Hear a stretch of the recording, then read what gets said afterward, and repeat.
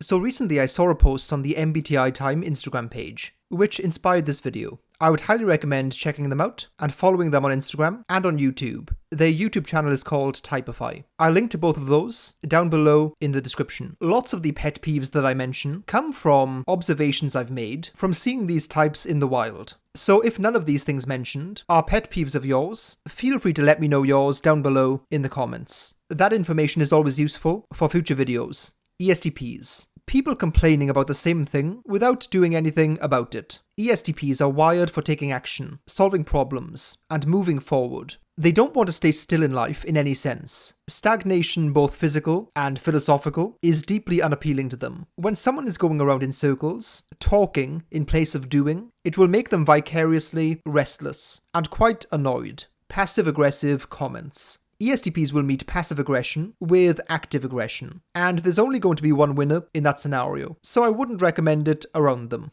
ISTPs. Beating around the bush. If you're trying to say something, for God's sake, spit it out. That's what ISTPs think, well, most of the time to be honest. But definitely when they sense that someone is pussyfooting around some topic and slowly building to a reveal. Just get on with it.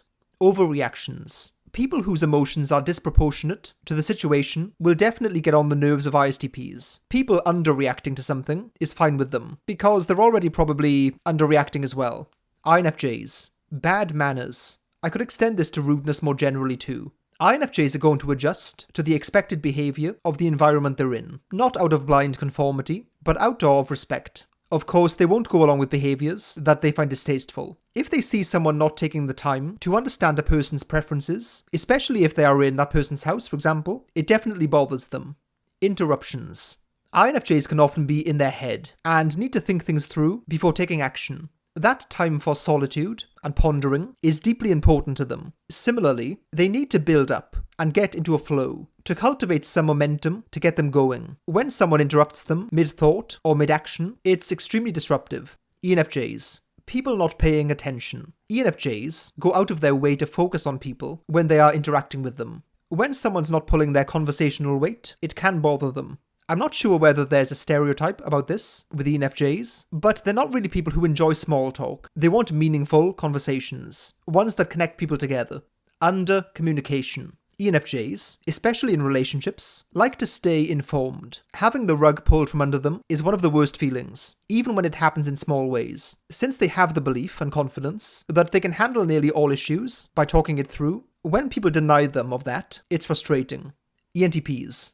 Discussion enders, often under the guise of conventional wisdom. In a glorious twist of irony, conventional wisdom is often created by people who, initially, are innovators and revolutionaries. ENTPs are in this mold, so phrases like "that's just how it is," or "don't question it," or "that's the done thing," are going to be met with intellectual fire and fury. People who overplan their nights out. This is a funny one I've noticed. ENTPs, if they are socially inclined and like going out, almost invariably will get a bit annoyed when there is a strict schedule for where they're going. Maybe for a few places, sure, but they want to have those moments of discovery, to stumble across new places, or discover hidden gems, or just leave room for the night out to breathe a bit. This example is specific, but you can apply it more generally too. They dislike when people overplan things. INTPs. Casual hypocrisy. No one likes hypocrisy, but for INTPs, it's not just ethically dubious, it triggers their sensitivity to people contradicting themselves. If INTPs see you doing this, often enough, then it's going to be hard for them to trust you, or take you seriously. Judging questions, or hypotheticals. I couldn't think of an easier name for this idea, but I think that most INTPs will recognize it. INTPs will often use hypotheticals to make a point in a discussion or debate. This hypothetical doesn't reflect what they believe in any way, yet people will sometimes, or actually often, judge them just for bringing up the idea. Similarly, when INTPs ask controversial questions, people will judge the fact that they even asked them, regardless of what the INTP actually thinks about the issue. This bugs INTPs greatly. It derails them being able to actually figure things out with other people. ISFJs. Sloppiness. ISFJs would rather someone not do a job at all than do it in a careless and sloppy way. Sometimes, this can cause them problems in life, where they struggle to delegate or let others take on some of the workload. They worry that other people won't be able to match their detail-oriented nature. Subtle unfairness.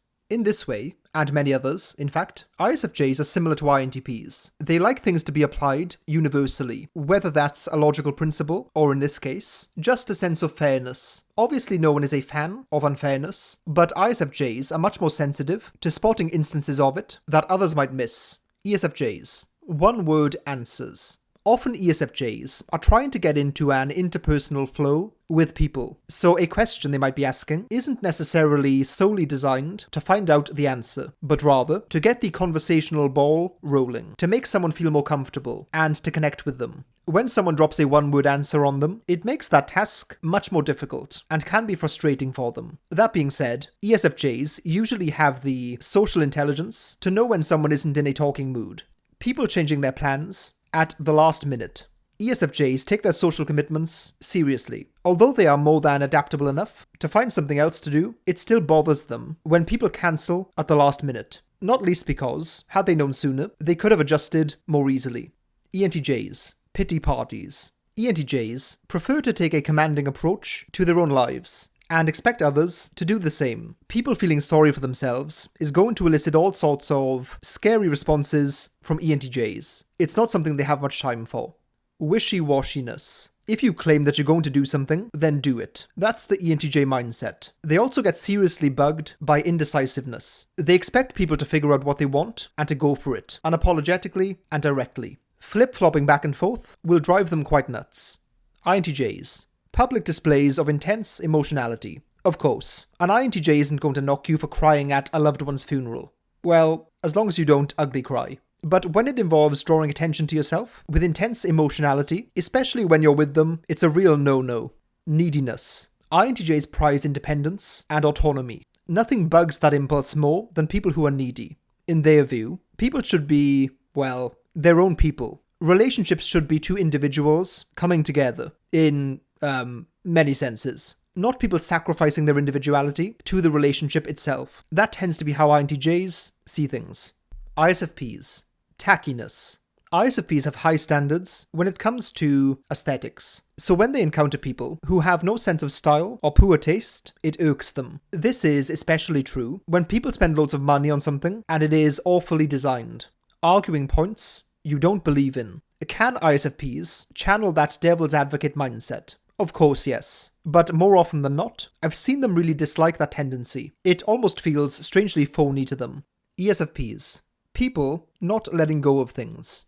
For ESFPs, moving on is an important concept. Tomorrow is always very much another day, one to be looked upon with fresh eyes. When people don't let things go, it bugs them, because there's nothing they, or anyone else, can do about the past. Pretentiousness.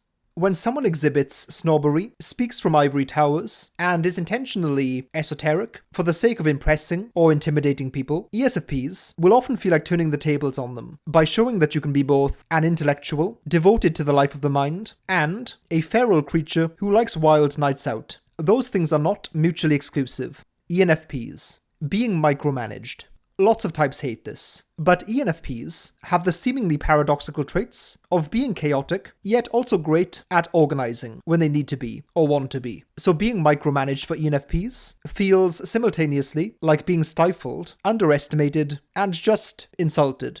People saying no too easily. This can be for big plans and projects they bring up, or simply shutting down small ideas they might mention in conversation. It's a really disheartening thing for ENFPs to experience, and I wouldn't advise doing it too much around them.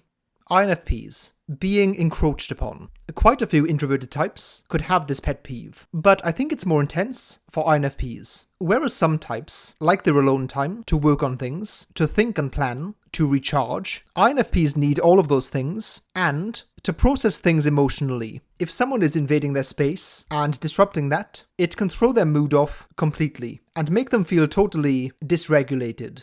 Sweeping statements about people. Sweeping statements about certain types of people are a way in which much prejudice manifests, but even more seemingly harmless examples of this will vex INFPs. Ironically, INFPs might initially reject the notion of personality types for this reason. People, in their view, shouldn't be thought of in terms of collectives. So much of a person is lost, perhaps their very essence in fact, when you do that. For INFPs, broad brushstrokes should be kept on the canvas.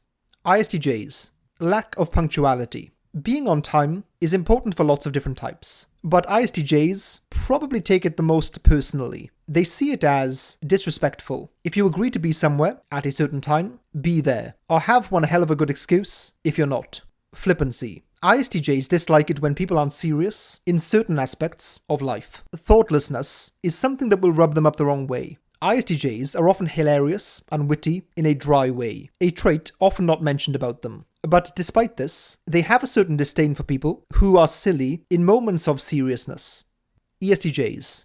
Dawdling. ESTJs want things done yesterday. If you are meandering, dragging your feet, and just being slow in general, when there's a task to be done, it does kind of annoy them. Lack of clarity. ESTJs will get annoyed if they don't have clarity, either in communication or regarding what's expected of them. They would rather use their natural creativity to bolster their other skills, instead of needing to come up with everything from scratch or guess what needs to be done. ESTJs like to use metrics to measure things. So if they don't know how to measure how well they're doing, then they won't be happy.